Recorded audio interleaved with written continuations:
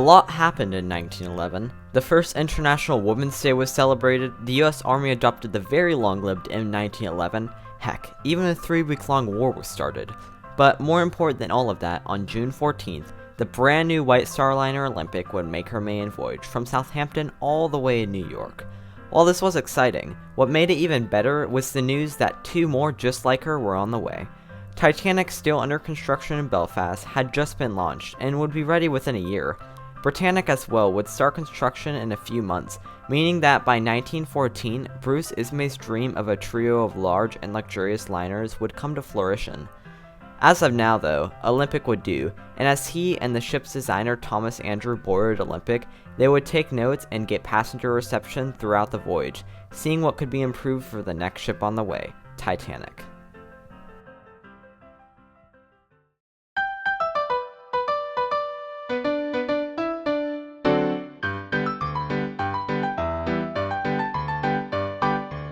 One of the most notable changes made to Titanic involves her A and B deck promenade.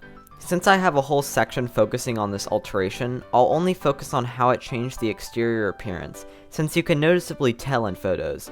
First of all, and this is the most noticeable, even if the change is not a whole lot in the grand scheme of things, the forward half of the A deck promenade. Yet again, not a very big change on paper. The only real difference being on Olympic, the whole promenade is open to the sea, while on Titanic, the forward half is enclosed up. It is widely believed that this was done to avoid sea spray from reaching the promenade and most likely ruining a lone passenger's day. I simply can't believe this though, as I not only couldn't find any accounts of this happening, at least in a flat calm, but the A-deck promenade is at one of the highest points of the superstructure where sea spray would only really be a problem in heavy seas. And if it was really done to prevent sea spray, why not just enclose the whole promenade? I personally believe it was done because of the loss of the B-deck promenade on Olympic, which was fully enclosed.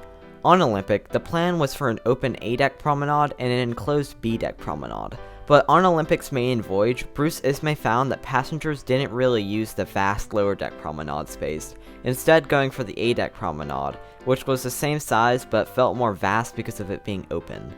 Because of this, it was decided to completely remove the B-deck promenade on Titanic. I believe, though, it was also decided to compromise by enclosing half of the A-deck promenade and leaving the other half open.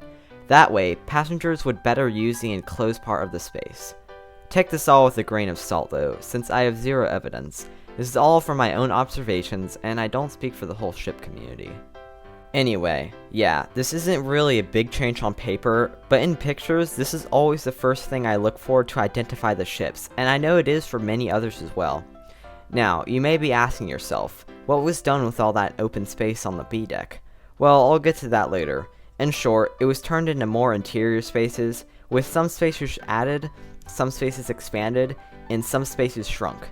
You can see this in pictures, as on Olympic, the windows following the B deck are all the same size and length away from each other, while on Titanic, the windows vary in size and space away from each other. You can even tell where the added private promenade space and added cafe are, as the windows following these spaces are all congruent with each other. As a result of this, the open cutout on the aftermost deck is shorter on Titanic than it is on Olympic, as this is where the second class promenade is. Atop all this, literally and figuratively, is a very minor and insignificant change. You may notice in pictures how Olympic's bridge wings are perfectly flush with the superstructure. On Titanic though, the bridge wings extend out 2 feet, just enough where it's noticeable. In photos, it seems like this change was made around the same time as the promenade. I'm not 100% sure why this minor change was made, but evidence points to it just being for a better view, although I'm not sure how 2 feet would do much.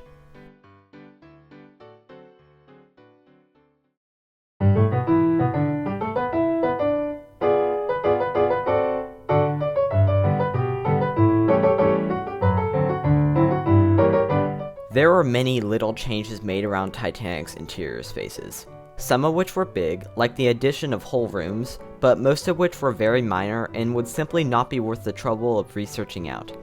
So instead, I'll only be focusing on the most notable and important changes, although I'll try to mention little alterations whenever. Now, this ties into what I was talking about earlier with the B-deck promenade, but what was taken up by all that new space available on Titanic? Well, what seems to have been the least affected is the second-class smoking room, as it is surrounded by the second-class promenade, which was the only public part of the B-deck promenade which wasn't removed, although it was shortened a tad bit by the installation of Café Peruvian. Café Peruvian was designed by Thomas Andrews shortly after Olympic's maiden voyage, and would in fact be implemented on Olympic in 1913, along with many other alterations.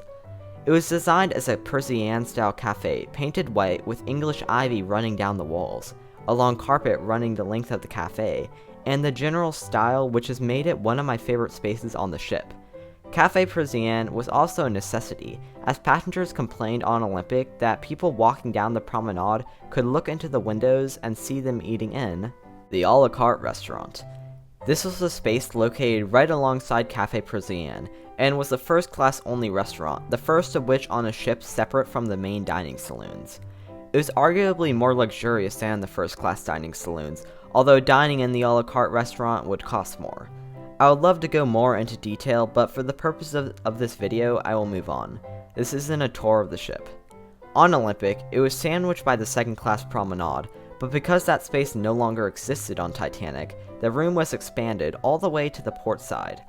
The removal of the useless B-deck promenade also allowed for the expansion of storage spaces like pantries, which I'm sure is at least one person's favorite change. This is one of the lesser known changes, but the aft grand staircase, like the a la carte restaurant, was expanded on Titanic, with the extra room seeming to be taken up by more furniture.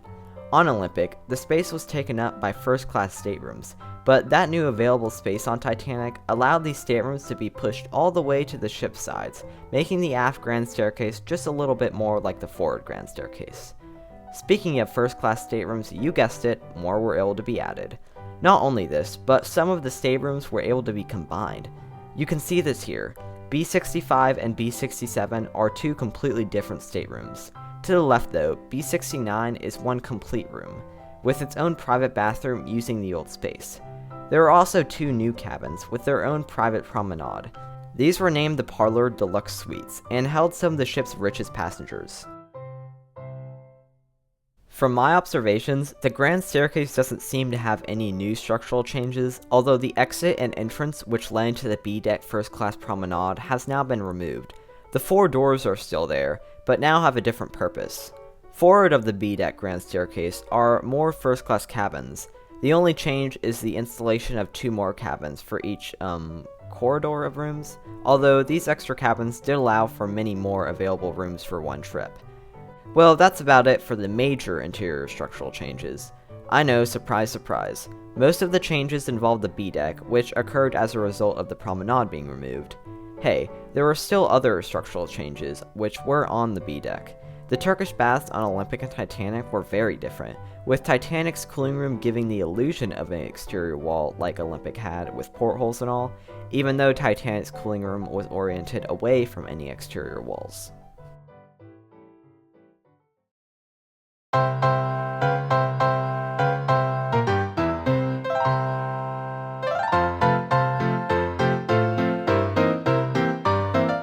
For this one, I won't go too much into detail. I'll keep it short and sweet because there really isn't much to talk about here. So for 100 years, it was believed that Titanic had the exact same propeller configuration as Olympic, but in the early 2000s, Harlan and Wolff papers were discovered which said otherwise. The papers mentioned many of the characteristics of the ships, including the propellers. For Olympic, she was labeled with two 23-foot 6-inch 3-bladed wing propellers, as well as one 16-foot 6-inch 3-bladed central propeller. For Titanic though, she had two 23-foot 6-inch 3-bladed wing propellers, as well as one 17-foot 3-bladed central propeller. To sum it up, not only does Titanic have a larger central propeller than Olympic, but she also has one less blade, being 3-bladed as opposed to 4-bladed. It may be confusing, since for so long, Titanic has been depicted with a 4-blade central prop in media, as well as in photos labeled as Titanic with that configuration. But why would Harlan and Wolff designers make this change? Well, it has to do mainly with the fact that they were experimenting. It's not like today where we have computers which could simulate different propeller configurations. In the 1910s, there weren't many options, especially for testing ship designs. With Titanic and Olympic, they both had different propeller configurations at the start in order to test which ones worked best with the Olympic class design. Fun fact though, Olympic was in fact fitted with a 3-blade central prop during World War I, but it was found to not be nearly as efficient as their previous configuration and was replaced after the war. Britannic as well was originally going to have a 3-blade central prop, but because of time, they had to go with what was already available.